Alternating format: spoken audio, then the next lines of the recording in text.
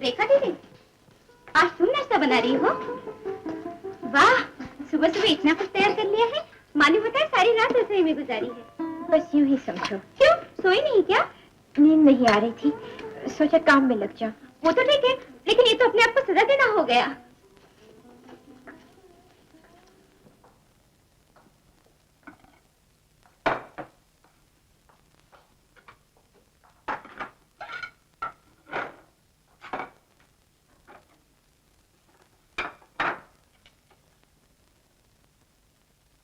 अखबार छोड़िए और नाश्ता कीजिए। रेखा को तो आ लेने दो। क्यों, रेखा खिलाएगी नाश्ता? मेरा मतलब नाश्ता ठंडा हो रहा है, शुरू कीजिए।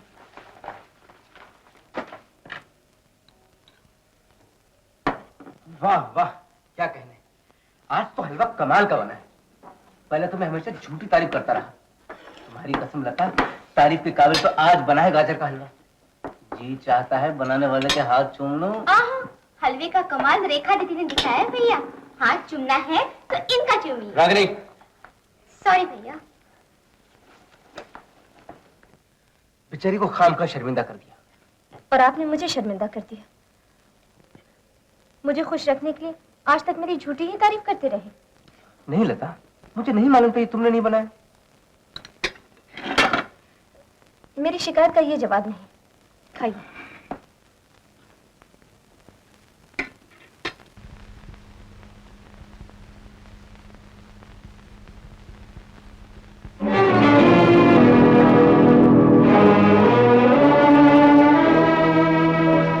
इनकी पूजा कब से शुरू कर दी तुमने?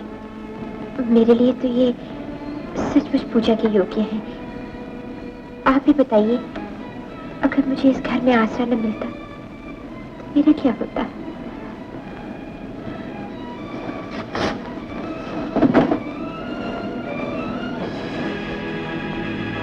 रेखा, मैंने तुम्हें पहले भी एक दो बार इशारा किया था। कुछ काम ऐसे होते हैं जो सिर्फ पत्नी को शोभा देते हैं, हर किसी को नहीं, समझी? माफ कीजिए लता बहन, मैं तो केवल आपका हाथ बटाना चाहती। इसे हाथ बटाना नहीं, दिल जलाना कहते हैं।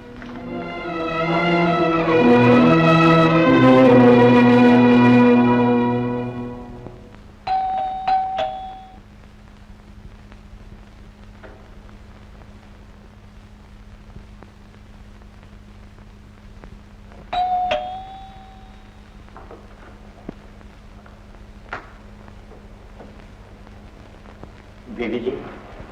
बंसी, तो? जी। बीवी जी, अमर बाबू कहाँ हैं?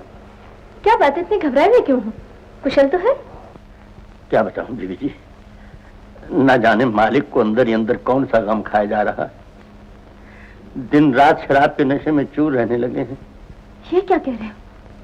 ठीक कह रहा हूँ बीवी जी, और उधर डॉक्टर का ये कहना है कि शराब इनके लिए जहर है। अगर इन्होंने शराब न छोड़े तो किसी वक्त भी कुछ हो सकता है। क्या? लेकिन ये सब तुमने हमें पहले क्यों नहीं बताया? अगर वो मेरी सुन लेते तो आज भी मेरा मुंह बंद रहता बीबी जी।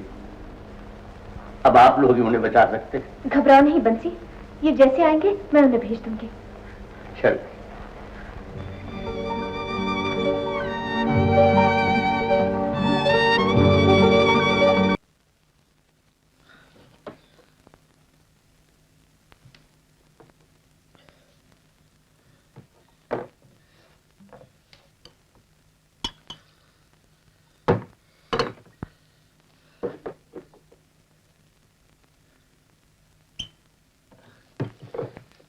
बंसी,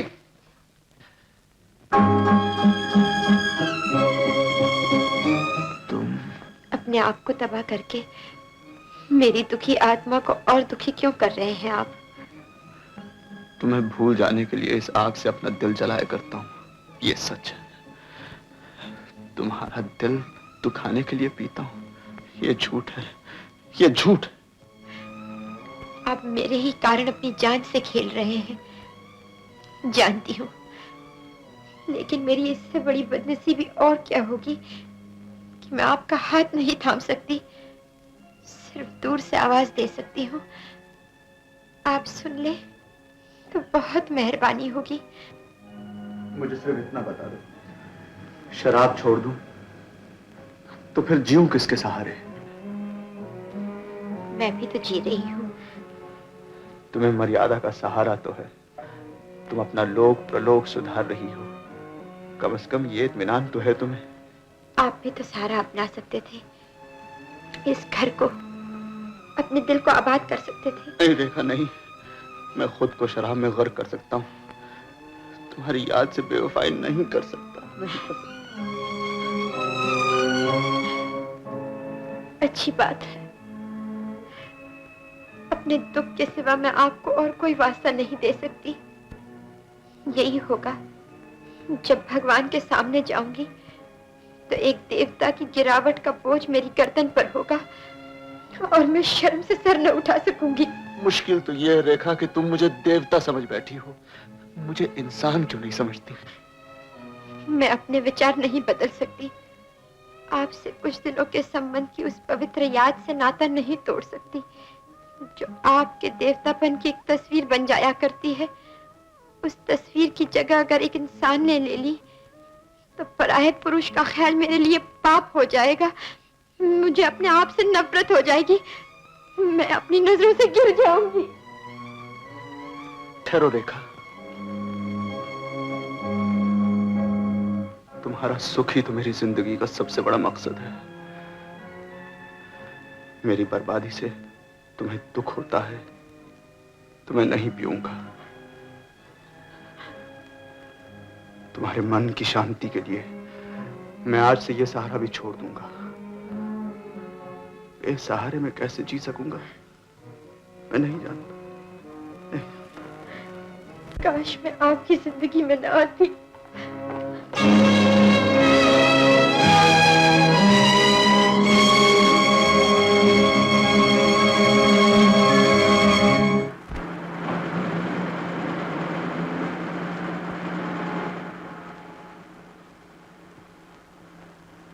आप कहाँ जा रही हैं?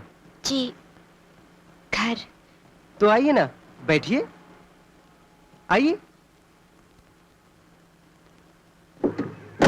किधर से आ रही हैं? जी, यूं ही जरा घूमने निकल गई थी। अच्छा, ये तो आपने बहुत अच्छा किया। भाभी, आज भैया ने बड़ी देर कर दी। पता नहीं कोई खास बात होगी, वरना देर तो नहीं करते। आओ फिर हम तो खाना खा लें। तुम और रेखा खा लो, वो आएंगे तो मैं उनके साथ खा लूं। लेकिन रेखा दीदी भी तो घर पर नहीं है। घर पर नहीं है तो कहाँ गई? क्या मालूम।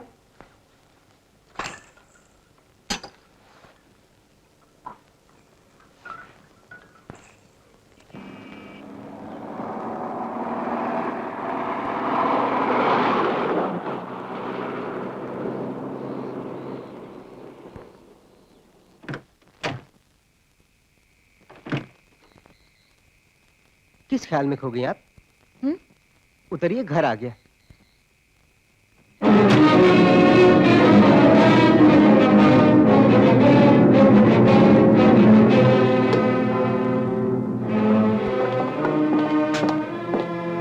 भाई दफ्तर में आने जरूरी काम था, इसलिए देर हो गई।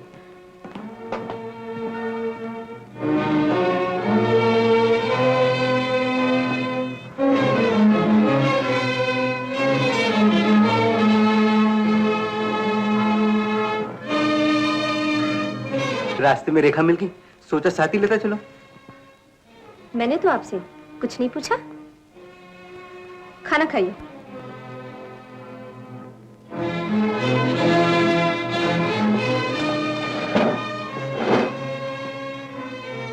तुम भी तो आओ। मैं खा चुकी हूँ।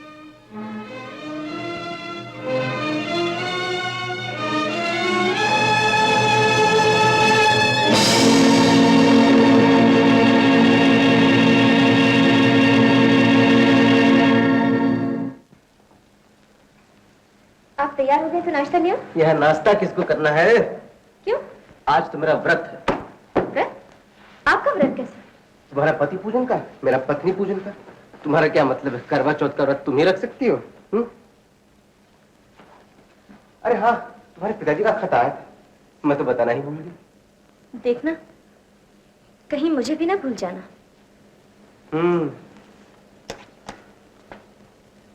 क्यों? क्या लिखा है पिताजी ने? तुम्हें बुलाया है, मुन्ने को देखना चाहते हैं। क्या जवाब लिखूं? आपकी क्या राय है? मैं कहता हूँ कि 10-15 दिन के लिए हो गया हो तो अच्छा है। 10-15 दिन? हाँ। पहले तो आप मुझे एक दिन के लिए भी भेजने को तैयार नहीं थे। पहले की बात और थी। मेरा मतलब है पिताजी के कई खत आ चुके हैं। तुम अब भी ना गई तो कहीं वो नाराज ना हो जाए। ठीक कहते हैं आप। अब मेरी यहाँ जरूरत भी क्या है? क्या मतलब? अब रेखा जो है आपकी देखभाल के लिए आपकी सेवा भी दिल से करती है। लता, मैं कल शाम से देख रहा हूँ तुम किसी गलत फहमी का शिकार हो रही हो। मैं बेवकूफ सही लेकिन अंधी नहीं हूँ।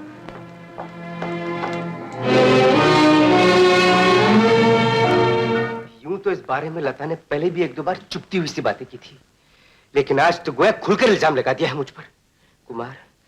कुमार मेरी अकल तो कुछ काम नहीं करती।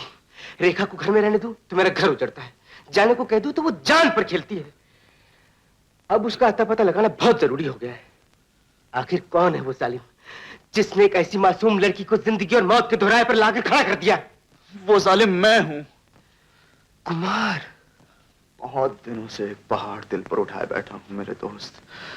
तुम मेरी परेशानी का सबब जानने के लिए बेताब थे ना?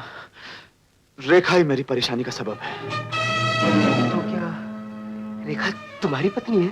नहीं, वो तुम्हारी पत्नी है। कुमार, बचपन में जिस लड़की की शादी तुम्हारे साथ हुई थी वो रेखा की सहेली नहीं, खुद रेखा थी।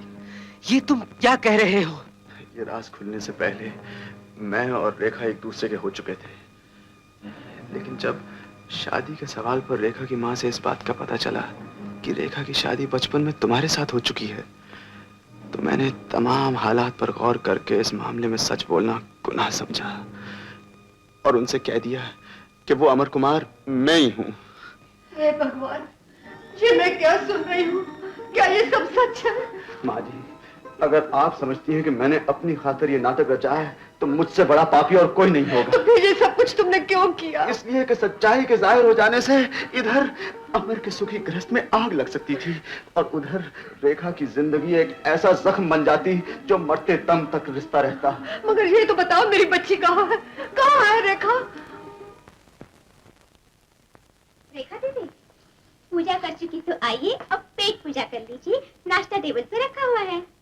मेरा तो आज व्रत है। व्रत? कैसा व्रत? करवा चौथ का।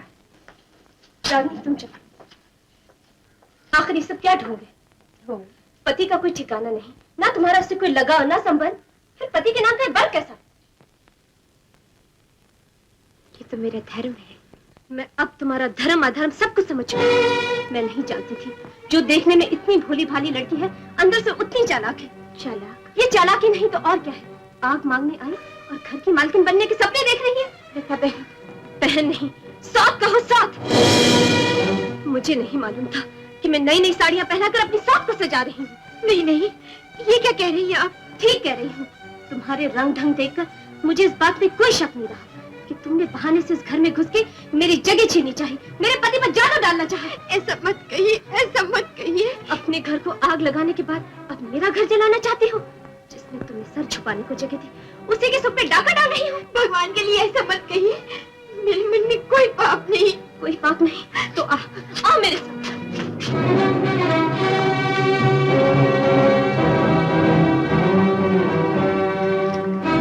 अगर तुम्हारे मन में कोई पाप नहीं है तो भगवान की सौगंध खाकर कहो कि तुम इन्हें अपना भाई समझती हो। अब चुप क्यों हो? इन्हें भाई कहने के लिए जबान क्यों नहीं खुलती? मेरी परीक्षा मत लीजिए, मैं आपके पांव पड़ती हूँ। भगवान के लिए मुझे इस इम्तिहान में न डालिए। नीच कमीनी, अब पता चला कि तेरे पति ने तुझे धक्के देकर घर से क्यों निकाल दिया था। वहां भी पति की आंखों में धूल झोंके किसी पैसे वाले पे डोरे डाल रही होगी। निकल जा, निकल जा मेरे घर से। कलंकनी, इसी वक्त मेरे घर से चली जा। इसी शरीर घर में पांव रखने की काबिल नहीं। कलंकनी, तेरा तो साया भी किसी भले आदमी पे नहीं पड़ना चाहिए। निकल जा, इसी वक्त मेरे घर से निकल जा। उल्टा निर्लज, दूर हो जा मेरी नजर से। देख क्या रही है? दफा हो जा, दफा हो जा। अरे क्या हुआ इसको? रेखा कहाँ जा रही है? रेखा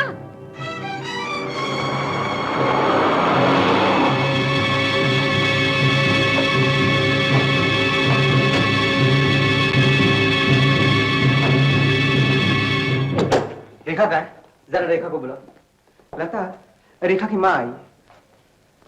सुखी रहो बेटी, सुखी रहो। मेरी रेखा तो अच्छी है ना? अरे तुम अभी तक यहीं खड़ी हो? रेखा को बुलाओ। यहाँ कोई रेखा वेखा नहीं है। भाभी, तो फिर कहाँ है मेरी बच्ची? तुम चुप क्यों हो लता? मैं तो उस मनहूस घड़ी को पछता रही हूँ जब उसे उठा के यहाँ ले आई थी। क्या कह रही हो भाभी? मेरा मुंह ना खुलवाओ भैया कि मुझे क्यों उसे घर से निकालना पड़ा। निकालना पड़ा? मगर क्यों? क्या गुनाह किया था उसने? कहाँ गई मेरी बच्ची? ये तुमने क्या अनर्थ किया है लता? अगर उसका इतना ही दर्द है तो जाइए उसके पीछे।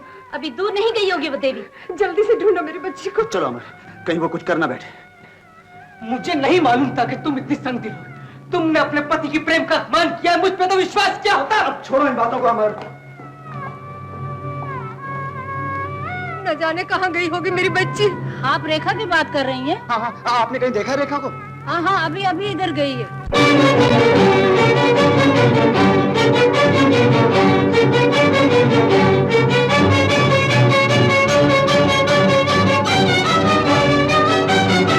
तुम इधर देखो, मैं उधर जाता हूँ।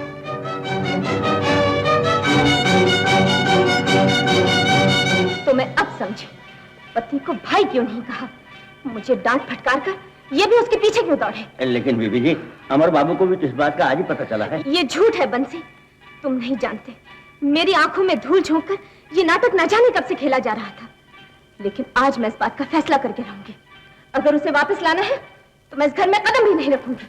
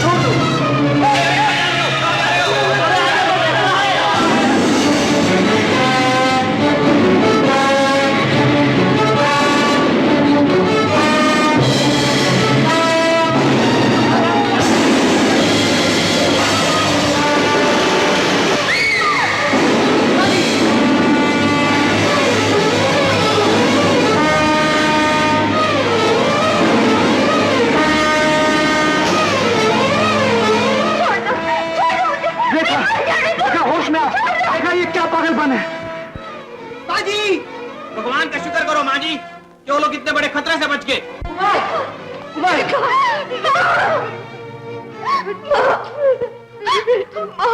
बेटा, तुम्हें चोट तो नहीं लगी ना? नहीं माँ, नहीं। भगवान का लाख लाख शुक्र, तुम दोनों बच गए।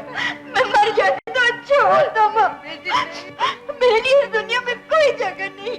तुम नहीं जानती माँ कि भगवान ने मेरे साथ क्या कुछ जानती हूँ बेटी, मैं सब जान गई हूँ। इन्होंने मुझे सब कुछ बता दिया। माँ, हाँ बेटी, तुम्हारे और अमर के सुख के लिए कुमार ने जो कुछ भी कदम उठाया है वो कोई पाप नहीं है, वो तो मेरी भूल का सुधार था। भूल? हाँ बेटी हाँ, खिलौनों से खेलने वाले बच्चों को अग्नि के गिर्द चार फेरे दिलाकर उन्हें जीवन भर के लिए एक दूसरे से बांधने की भूल। आप मुझसे अपने क्या रिश्ता समझे हुए हैं ये मुझे आज ही मालूम हुआ, लेकिन मेरा भगवान जानता है कि मैंने आपको हमेशा एक भाई की निगाह से देखा है।